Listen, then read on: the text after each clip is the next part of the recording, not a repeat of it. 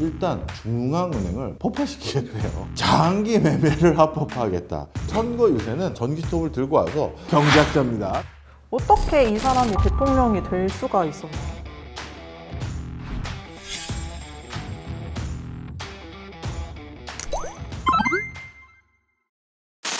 다가오는 선거를 앞두고 한국이고 미국이고 여러 가지 경제 정책 공약들이 쏟아질 텐데요. 2024년은 전 세계적으로 경제가 힘들 예정이기 때문에 특히나 파격적인 공약들이 많이 나올 것 같아요. 그런데 이런 공약들이 제대로 지켜질지 굉장히 궁금한데 1년 앞서서 지난해 파격적인 공약을 내걸었던 가장 대표적인 게 아르헨티나의 전기톱 대통령 밀레이죠. 당시 어떤 공약을 내세웠었나요? 저도 충격적이었어요. 이 밀레이 대통령이 커리어가 저랑 비슷하더라고요. 맞아요. 라디오 DJ이자 경제학자 경제학자. 출신이시잖아요. 공약이 정말 파괴적입니다. 일단 중앙은행을 폭파시키겠대요. 없애는 것도 아니고 폭파시키겠대요. 자국 화폐 대신 달러를 사용하겠다. 이건 이런 나라들이 있긴 해요. 예, 그리고 정부 지출을 삭감하겠다. 뭐 이것도 그럴 수 있고요. 장기 매매를 합법화하겠다. 이런 것들을 공약으로 대표적으로 얘기를 했고, 그리고 선거 유세는 진짜 농담이 아니라 전기톱을 들고 와서 그 모터에 시동을 걸어서 하면서 진짜 선거 유세를, 그거 분명 위험할 텐데 그렇게 하셨어요. 굉장히 이게 상식적으로 납득하기 힘든 공약들인데 네. 어떻게 이 사람이 대통령이 될 수가 있었나요? 그만큼 아르헨티나 국민들이 기존의 담론에 넌덜머리가 난 거예요. 기존에 뭐 우리가 이렇게 해보겠습니다, 저렇게 해보겠습니다, 이거 지난 50년 이상 아무것도 안 됐지 않냐. 이제는 들어 엎어야 됩니다. 이렇게 많은 국민들이 이 정도의 공약을 제시했던 대통령 후보에게 표를 찍을 수밖에 없었던 이유가 2023년도에 아르헨티나 상황을 보면 일단 10월 달만 해도 물가 상승률이 143%, 환율도 뭐 한 100%, 2배 가까이 올랐고, 기준금리는 은행에 예금을 하려면 이 나라 가야 될 것 같은데 기준금리 133%예요.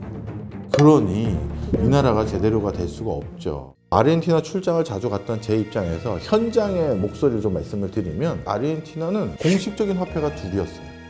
일반인들과 저소득계층들이 사용하는 게 페소, 부유층이 사용하는 건 달러예요. 그래서 부유층이 많이 사는 동네의 식료품점을 가보면 거기는 전부 프라이스 태그가 달러로 붙어 있어요. 서민들 사는 동네는 무조건 페소로 가격이 붙어 있는데 오전에 붙은 걸 오후에 다시 붙여. 그리고 저녁 때 또 붙여. 또 그 사이에 또 오른 거예요. 실질적으로 이미 두 개의 화폐가 공존하는데 일반인들은 어떤 마음이 있겠어요? 그게 암묵적인 사회적 계층을 또 나눠요. 나도 달러 쓰게 해줘. 이걸 희망했던 거예요. 변화가 절실하게 필요하니까 일단은 밀레이를 뽑고 보자 이런 마음도 있었을 것 같아요. 밀레이가 당선되고 나서는 어떻게 되고 있나요? 아무것도 못하고 있죠. 페소 말고 달러를 공용 통화로 하자라고 하려면 본인들이 달러를 찍어낼 수는 없잖아요. 달러를 시중의 경제활동을 지원할 만큼 많이 제공해줘야 되는데, 아르헨티나는 만성적인 국가 부채 허덕이 있고 정례적으로 IMF에 가서 외환을 빌려오는 나라인데 그 달러 어디서 나죠? 없거든요.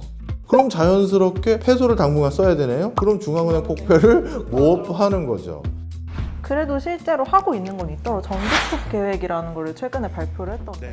이거는 자기가 바로 할 수 있는 거예요. 공무원 7,000명 자르기. 전기톱으로 자른다는 게 결국 긴축하겠다는 겁니다. 근데 이건 가능했던 게, 아르헨티나는 그동안 사람들이 가장 손쉽게 정권을 잡는 방법이 공공 부분에 신규 채용했어요.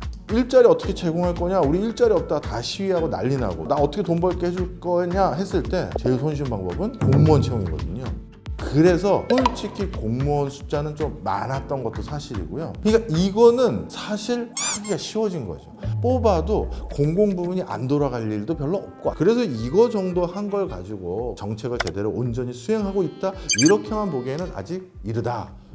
지금 당장 고통을 감내해 주시면 제가 10년 뒤에는, 5년 뒤에는 좋은 나라 만들어 드리겠습니다. 그거 아무도 안 좋아하죠. 5년 뒤에 좋은 나라 만들어 드릴 테니 지금 고통 감내해 주십시오. 그거 아무도 안 좋아해요. 당장 이번 달 내 월세 걱정하고 월급 걱정하는 사람들이 태반인데요. 이게 포퓰리즘인지 아닌지를 알기 제일 쉬운 게 있어요.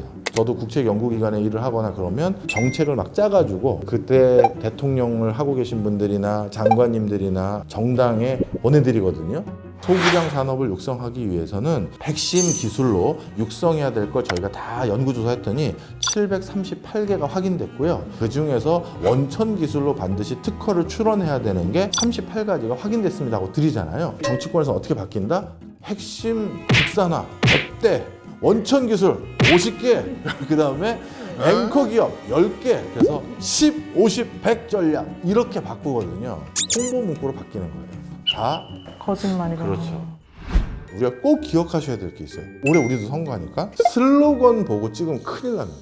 어느 정치가가 너무 매력적인 슬로건을 들고 나온다? 너 그거 어떻게 할 건데 반드시 물어보셔야 돼요. 그거 안 물어보고 그거 확인 안 하고 더럽 찍었다? 아르헨티나 되는 거예요.